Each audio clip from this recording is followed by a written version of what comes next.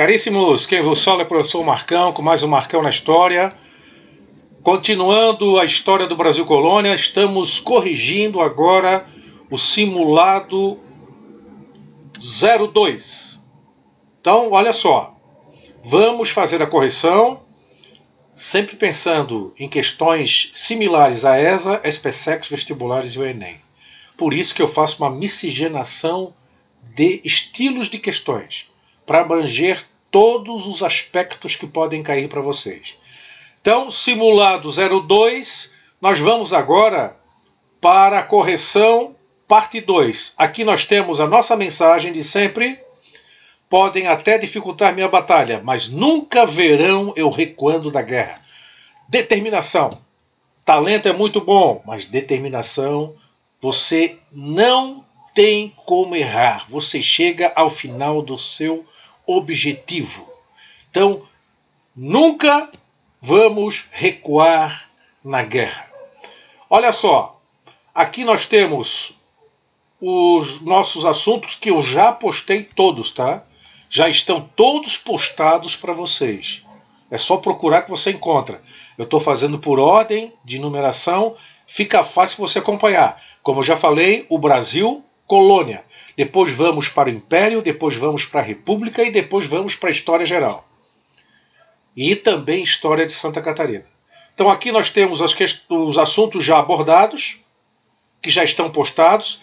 Na postagem anterior eu corrigi a questão 1 e corrigi a questão 2, comentada. Vamos agora à questão 3 e 4. Questão 3. No tocante às primeiras atividades econômicas desenvolvidas pelos portugueses na colônia entre os anos 1501 a 1530, é correto afirmar que se destacaram como atividade principais.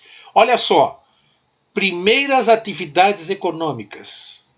No tocante às primeiras, então ele já está determinando o que ele quer. E já determina também o período, 1501, 1530. É o começo da história do Brasil, a partir de 1501.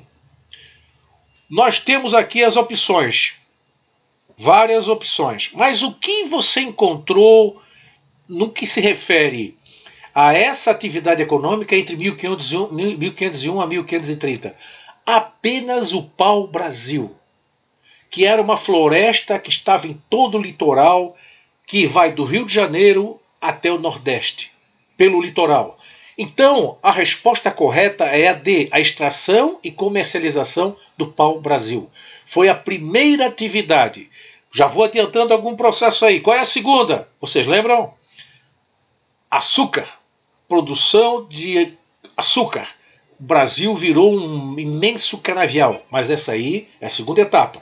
A primeira etapa, então, de 1501 a 1530, é o pau-brasil. A partir de 1530, com Martim Afonso de Souza, chegam as primeiras mudas de cana-de-açúcar, que será, então, desenvolvida a produção de açúcar graças ao apoio holandês, financiando, transportando, refinando e vendendo na Europa. Os holandeses foram fundamentais, os chamados flamengos, porque eles vinham da região de Flandres. Então, olha só, a extração comercial do pau-brasil foi a primeira. Se fosse perguntada a segunda, cana-de-açúcar. Questão 4. Com efeito, São Paulo e São Vicente, baldados os esforços iniciais de uma agricultura rentável em nível internacional, encontra-se no Índio sua mercadoria de exportação, não apenas para outras capitanias brasileiras, onde ele era 5 vezes mais barato que o escravo negro, mas também para o Paraguai, como seus serviçais, e para o Peru, e aí segue o texto. Em 1630, os paulistas, dirigidos por Antônio Raposo Tavares, atacaram a parte setentrional do Guaíra, apoderando-se dos índios da redução de São Miguel. No ano seguinte, tomaram outras aldeias. Essa é a afirmação do autor. E a questão vem. O texto deve ser relacionado com. Na verdade, o que está acontecendo? São Vicente que no litoral de São Paulo, fundada em 1532, a cidade mais antiga do Brasil. São Vicente, a partir dali, com Martim Afonso de Souza, nós vamos ter então a figura dos bandeirantes.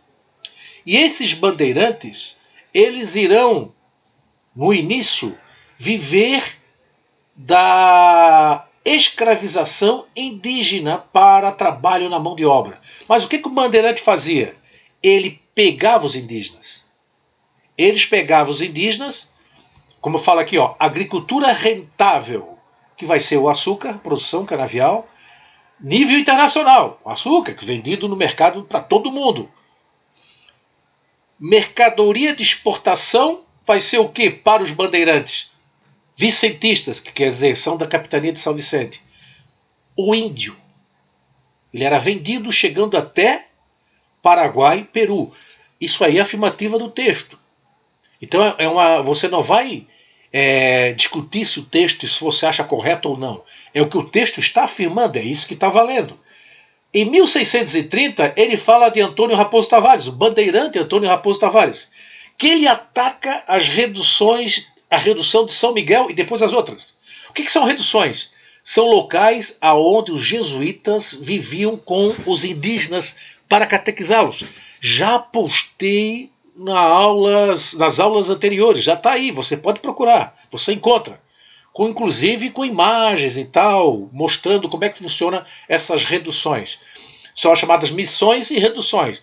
As missões são as missões dos jesuítas. Reduções é o local onde os jesuítas levavam, em aldeias específicas construídas por eles, levavam para catequizar os indígenas. Então era muito mais fácil você prender e levar para ser escravo um indígena já catequizado, que ele estava, pode-se dizer assim, já domesticado, do que pegar um indígena que não teve contato ainda com o homem branco. Os jesuítas, querendo passar a catequese para os indígenas, eles também faziam com que os indígenas aceitassem esse tipo de dominação dos bandeirantes paulistas. Então o texto pergunta assim, o texto deve ser relacionado com... Aí vemos as opções, vamos na opção D, bandeirantismo de apresamento de indígenas. Os bandeirantes saíam para caçar os índios e levá-los presos para serem escravizados na lavoura canavieira.